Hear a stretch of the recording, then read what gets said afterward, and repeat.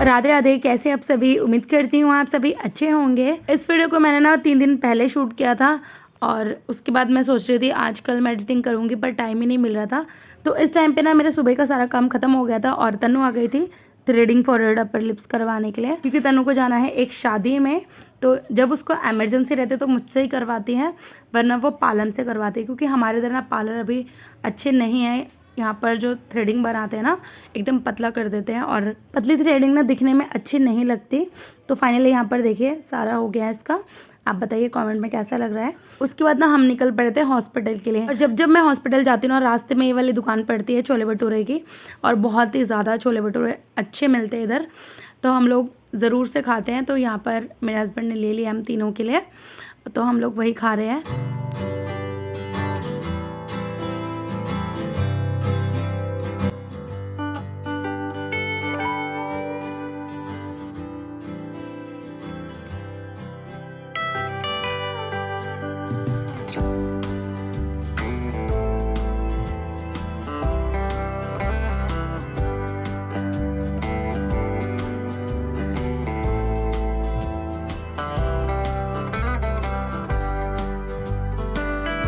तो फाइनली हम हॉस्पिटल पहुंच चुके हैं और ये अब यहीं से ऑफिस के लिए निकल जाएंगे।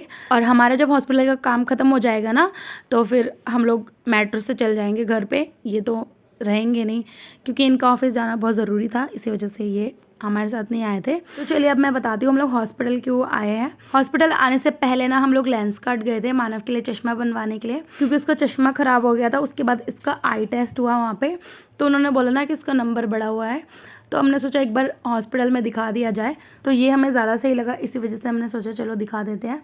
और मानव के थोड़ा स्किन में भी प्रॉब्लम थी, तो वो सारी चीज़ें दिखाकर अब हम निकल पड़े हैं घर के लिए। घर जाने के बाद ना मैंने थोड़ी देर आराम कर लिया था। दोपहर का खाना तो मम्मी ने ही बना लिया था, बस खा के मैं सो गई। और अब सीधा ये व्लॉग मैं शाम को शूट कर रही हूँ। तो अभी जितना भी किचन में चीज़ें फैली हुई थी वो सब समेट लिया। फटाफट से अब बर्तन धो लूँगी। मेरे साथ ना ऐसे ही होता है, कभी भी मैं कहीं जाती हूँ ना, मैं बहुत ज़्यादा थक जाती हूँ। सबसे ज़्यादा ना मुझे हॉस्पिटल जाने में थकावट हो जाती है। मुझे हॉस्पिटल जाना बिल्कुल भी पसंद नहीं है, पर वही है ना, मजबूरी होती है तो हमें जाना ही पड़ता है। एक हफ्ते बाद ना फिर जाना पड़ेगा हॉस्पिटल। तो चलिए कोई नहीं। यहाँ पर ना जितने भी सारे बर्तन हैं पहले मैं इनको खंगाल लूँगी।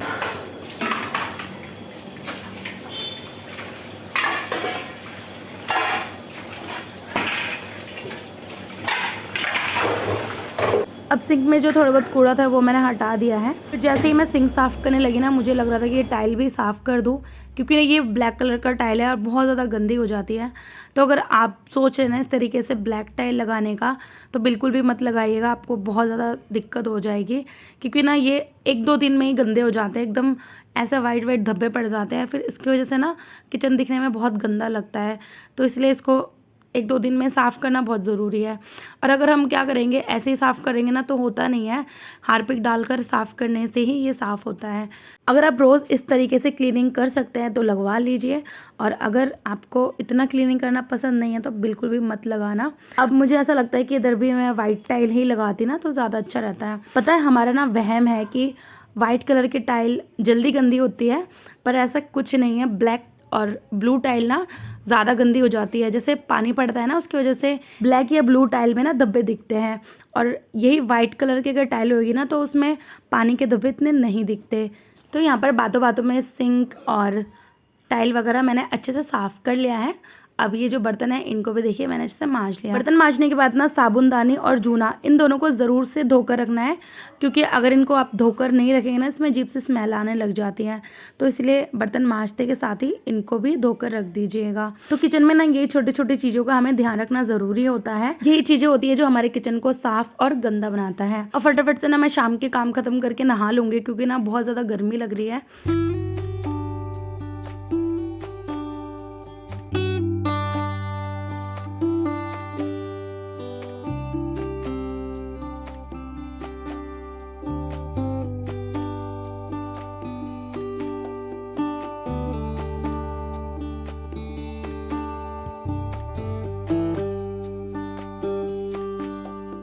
लीजिए फाइनली किचन साफ़ हो गया है। मैंने स्लैब भी अच्छे से साफ़ कर लिया है। बर्तन धोते धोते इसी बीच में ना मैंने चाय भी चढ़ा दिया था, तो यहाँ पर चाय का पानी अच्छे से हो गया था। मैंने इसमें डाल दिया है दूध और फर्श में ना मैंने पानी डाल दिया और अब अच्छे से वाइपर लगा लूँगी। बर्तन धोते टाइम ना पानी गिर गया था थोड़ा नीचे, तो इसी वजह से ना फर्श एकदम चिपचिपा हो रहा था, तो इसी वजह से मैंने कहा धो देती हूँ।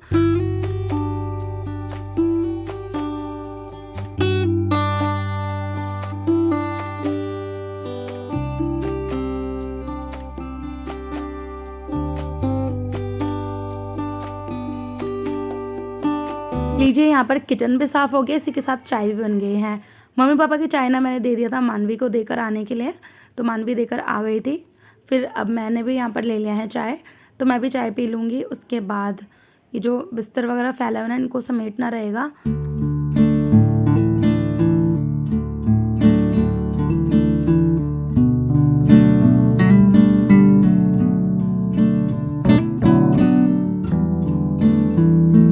फाइनली शाम का काम ख़त्म हो गया। उसके बाद मैं आ गई थी नहाकर। अब बारी है संध्या बत्ती करने की, तो वो कर लेती हूँ।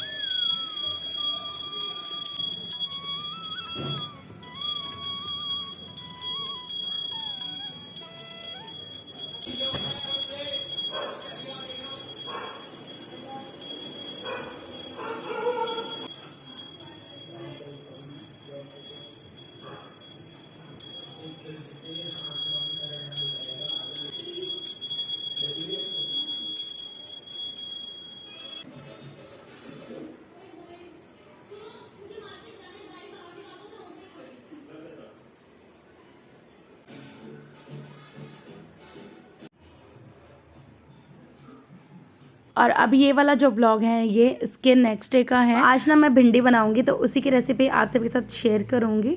तो ये वाली रेसिपी ना बहुत ही जल्दी बनकर तैयार होती है और बहुत ही टेस्टी लगती है। तो यहाँ पर 1 किलो भिंडी है, मम्मी ने धो दिया था इसको। भिंडी बनाने के आधे घंटे पहले इसको धोकर रखेंगे ना, तो ज़्यादा सही रहता है। तो मैं ना किचन में सोच रही थी खड़े होकर काट लूँगी, पर बहुत गर्मी लग रही थी। फिर मैं ये सारी चीज़ें लेकर चली गई थी रूम में और AC ऑन कर दिया था। फिर यही बैठकर मैं काटने लग गई थी। तो जैसे ही मैं थोड़ा काटा ना, उसके बाद मानव मानवी भी आ गए थे, तो मैंने उनको बोला कि काट देने के लिए, तो दोनों मिलके काटने लगे थे। तो यहाँ पर 2 ही चाकू थी और एक मिल नहीं रहा था। मैंने कहा फिर तुम दोनों ही काटो, मैं किचन में जाके बाकी काम कर लेती हूँ। तो इसी वजह से मैं आ गई हूँ किचन में। तो यहाँ पर मैं लेकर आ गई हूँ 4 प्याज बड़े साइज़ का, तो इसे काट लूँगी मैं। तो उससे पहले मैंने यहाँ पर गैस ऑन कर दिया, इसमें रख दूँगी कढ़ाई और तेल डाल दूँगी। अब इसे ना गर्म होने देते हैं। तो जब तक ये गर्म होगा तब तक मैं प्याज काट लूँगी। यहाँ पर मैं प्याज छील के धोकर लेकर आ गई हूँ, बस फटाफट से काट लूँगी। चाकू मिल जाता तो चाकू से काट लेती, चाकू मिला नहीं तो मैंने कहा चलो इसी से काट लेते हैं। तो यहाँ पर मैंने बैठ के फटाफट से काट लिया है, ये हो गया।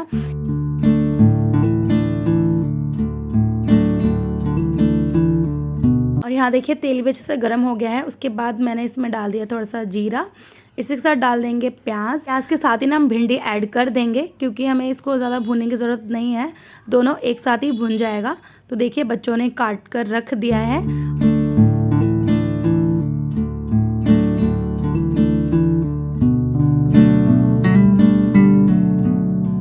भिंडी ना आप अपने मर्ज़ी से भी काट सकते हैं, जैसे आपको अच्छा लगे।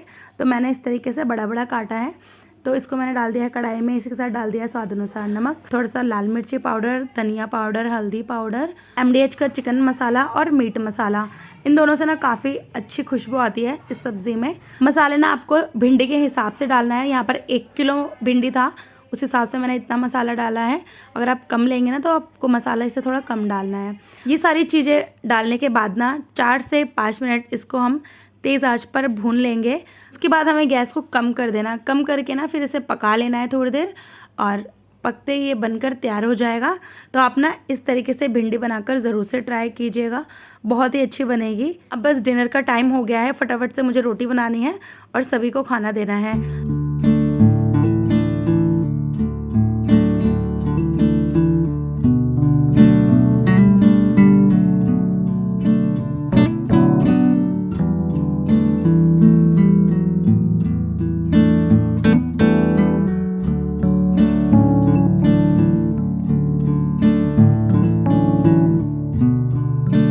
पे मैंने पहले खीरा सर्व कर लिया है, इसके साथ ये देखिए भिंडी की सब्ज़ी, और यहाँ पर मैंने ले लिया है छाछ पैकेट वाला।